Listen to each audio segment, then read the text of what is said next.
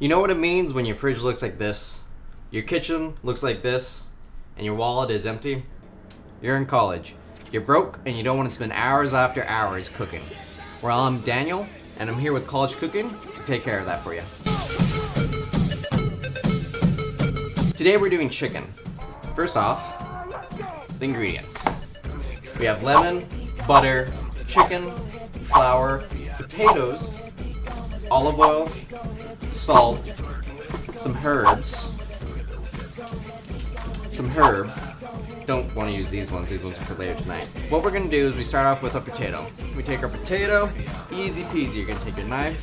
This is a great tool for scaring your roommate if they're annoying you. You're going to slice your potato really thin. Nothing fancy here. Oops. Make sure you don't cut your thumb off. I'm sure your parents don't want to have to come to your town because you cut your thumb off. It's not a very good thing to do. You got thin slices of potato ready to go. Now you're going to take a few of those. You're going to have a pan. Now I'm sure you're in college. The last thing you brought with you was a pan. So what you're going to do, take some aluminum foil. Easy peasy, nothing fancy. Rip off a sheet. There you go. Makeshift pan right there.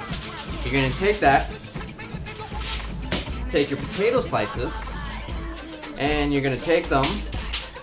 We also have some oil here. You can take your olive oil. If you don't have olive oil, that's fine. You can use canola oil. So you take your olive oil, you pour that on there. Then if you want, you can add a little salt. If you want to be crazy, you can add a little pepper. I'm not a fan of that. I'm a big old fan of getting that sodium, so I do a little salt. Take that, you make sure the pan's ready to go, and you're going to throw that in the oven. Your oven should be around 350, 400. It can be high, it doesn't really matter. Just don't make it too high, that's never a good thing, if you know what I mean. So while your potatoes are cooking, you move on to your chicken. The chicken is easy. You take these bad boys. These are actually pretty thin already, but you're going to want to make them even thinner. Now, I'm sure none of you have a hammer. So, if you don't have a hammer, you got a pan. Get these bad boys down. Oh yeah, there you go. Make them nice and thin. Don't be shy. You want to scare your neighbors into thinking you're killing someone. It might stick like that sometimes, but whatever. Once that is done, you're going to take your flour and you're going to add your chicken. You're going to toss in your flour for a bit.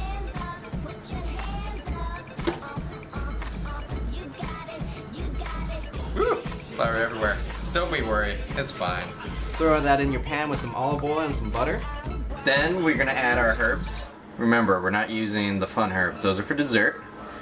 Whisk this around a bit. And voila. Just let the butter melt for a bit. Gonna plop that in there.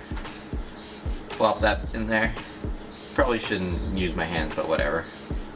Now we flip the chicken. Use whatever you have. Don't use your hands. That's just dumb. And as you can see, it's nice and white with a light brown crisp to it. And it smells delicious. Now we're gonna see if it's cooked. Take it, flip it.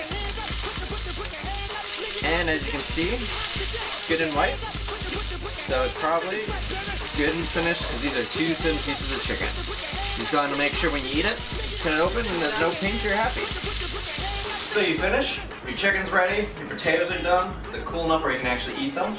I present to you chicks and chips. Potatoes, chickens, little rosemary for fancy.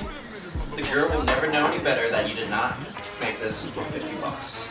So that's college cooking for this week. Come back next week and we'll show you how to get rid of her with hoe eggs.